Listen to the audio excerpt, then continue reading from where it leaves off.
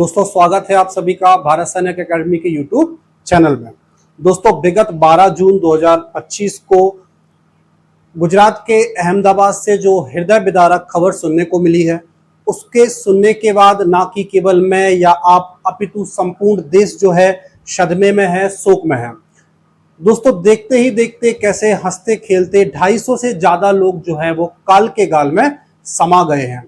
उनमें से कोई अपनी बेटी को मिलने जा रहा था, कोई बरसों बाद अपने परिवार को साथ लेके जा रहा था, कोई अपनी पत्नी की अस्थियां विसर्जित करने के लिए आया था और खुद ही अस्थियों में परिवर्तित हो गया। दोस्तों इस घटना ने न केवल 250 से ज्यादा लोगों की जान ली है, अपितु कई सपनों को, कई सहारों को और कई उम्मीदों को विमान के मलबे के नीचे दबा दिया है। दोस्तों अमेरिका की बोइंग कंपनी का विमान नंबर AI-717 जो कि अहमदाबाद से लंदन के लिए उड़ान भर रहा था और उड़ान भरने के चंद सेकंड के बाद ही देखते देखते विमान जो है वो हॉस्टल की छत से दीवार से टकराकर दुर्घटनाग्रस्त हो गया और कुछ ही समय में विमान जो था वो राख के मलबे और लाश के ढेरों में तब्दील हो गया। जी हाँ दोस्तों, यह विमान जो है वो अमेरिका की बोइंग कंपनी के 787 ड्रीमलाइनर विमान के नाम से जाना जाता है। दोस्तों इस विमान के बारे में कहा जाता है कि यह विमान सुरक्षा के मानदंडों में देखा जाए तो दुनिया का सबसे सुरक्षित विमान में से एक है, जिसके 16 साल के इतिहास में आज तक किसी भी दुर्घटना का आकलन नहीं किया गया है। किसी भी पैमाने पर छोटी या बड़ी दुर्घटना जो है इस विमान के सामने नहीं आई है। तो दोस्तों सवाल यह है कि कैसे इतनी हाई सिक्योरिटी और हाई टेक्नोलॉजी वाला विमान जो है वो उड़ान भरने के मात्र 2 मिनट के अंदर दुर्घटनाग्रस्त हो सकता है। कैसे उस विमान के दोनों इंजन अचानक से खराब हो सकते हैं। कोई मौसम की खराबी भी नहीं थी, विजिबिलिटी बिल्कुल साफ क्लियर थी, फिर अचानक कैसे विमान जो है वो दुर्घटनाग्रस्त हो गया। सबसे बड़ी बात यह है दोस्तों कि इस विमान को उड़ाने वाले दोनों पायलट जो थे वो बड़े अनुभवी थे, जिनमें मुख्य पायलट के तौर पर कैप्टन सुमित सबरवाल जो कि LTC कार्य में कार्यरत थे। LTC मतलब लाइट ट्रेनिंग कैप्टन, मतलब सुमित सबरवाल जो थे वो न्यू ट्रेनी पायलट्स को ट्रेनिंग देने का काम करते थे और जिनके पास लगभग 8200 घंटे 8200 घंटों का उड़ान का अनुभव था। प्लस साथ में जो सह पायलट को पायलट थे वो थे आपके क्लाइव कुंदर, जिनको भी लगभग 1000 घंटों से ज्यादा का उड़ान का अनुभव था।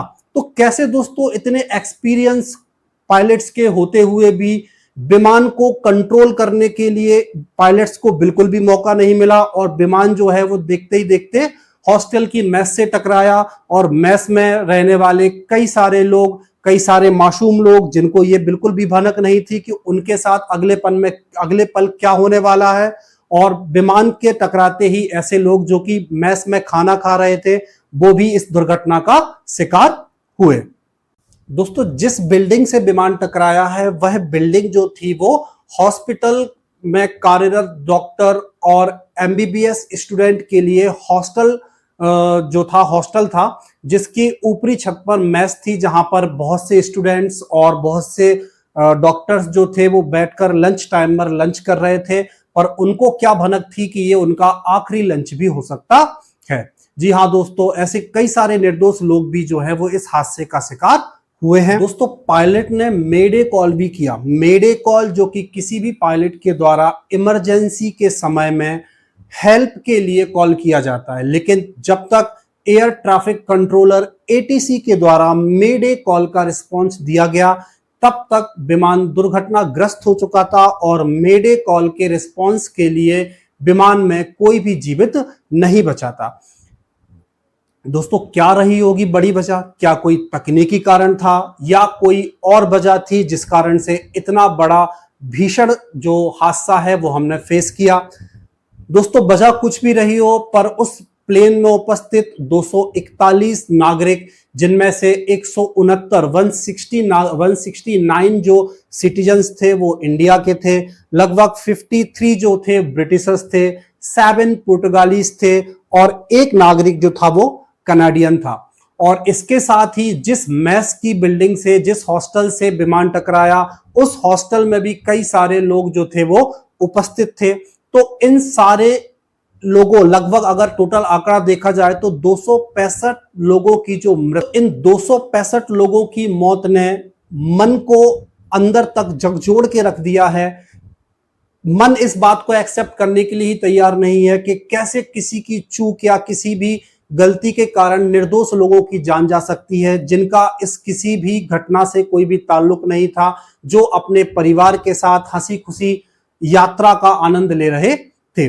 दोस्तों, इतना भीषण हादसा है कि लोगों की पहचान भी करना मुश्किल हो रहा है। जो मारे गए लोग हैं उनकी पहचान करने के लिए डीएनए टेस्ट की मदद ली जा रही है। डीएनए सैंपल के जरिए लोगों की डेड बॉडी को पहचाना जा रहा है। मारे जाने वालों के अपने जो हैं वो हॉस्पिटल के बाहर इंतजार कर रहे हैं कि कुछ भी नहीं, केवल लाश ही अगर उनको अपनों की मिल जाए तो कम से कम वही बहुत है। दोस्तों, इस पूरी घटना में एकमात्र जीवित व्यक्ति जो कि भारतीय मूल के ब्रिटिश नागरिक है, जो कि लगभग विगत 20 वर्षों से ब्रिटेन में है, जिनका नाम है रमेश विश्वास कुमार। यह एकमात्र ऐसे व्यक्ति हैं जो इस भीषण हादसे से जीवित बचे हैं। ईश्वर की विशेष कृपा के कारण ये जीवित रहे हैं, जिससे यह सिद्ध होता है कि जाको राखे साइयां मार सके ना कोई। यह एकमात्र जीवित व्यक्ति है जिनका इलाज अहमदाबाद के हॉस्पिटल में चल रहा है, और केवल इन्हें ही इस भीषण हादसे का चश्मदीद माना जा सकता है, जिन्होंने बहुत करीब से इस घटना को देखा है और ईश्वर की कृपा से जीवित हैं। दोस्तों, संकट के इस समय में संपूर्ण देश दुर्घटना में प्रभावित लोगों के साथ खड़ा हुआ है। सरकार भी तत्परता के साथ हर संभव मदद के लिए आगे है, और हमारे बचाव दल भी जो है वो पूरी तत्परता के साथ राहत कार्यों में लगे हुए हैं। दोस्तों, ये तो था पूरा विमान दुर्घटना का घटनाक्रम।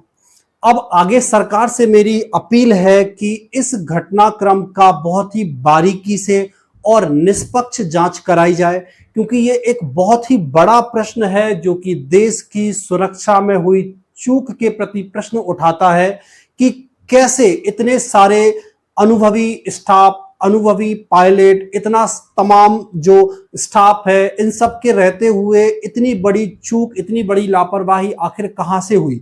क्योंकि टेक ऑफ से पहले विमान का पूरा इंस्पेक्शन होता है, जिसमें विमान के इंजन से लेके स्पेयर पार्ट का, हर एक स्पेयर पार्ट का चेकअप होता है कि कहीं पर कोई भी मिस्टेक तो नहीं है। और इस इंस्पेक्शन के तुरंत बाद कोई विमान उड़ता है और कुछ ही मिनटों के बाद दुर्घटनाग्रस्त हो जाता है।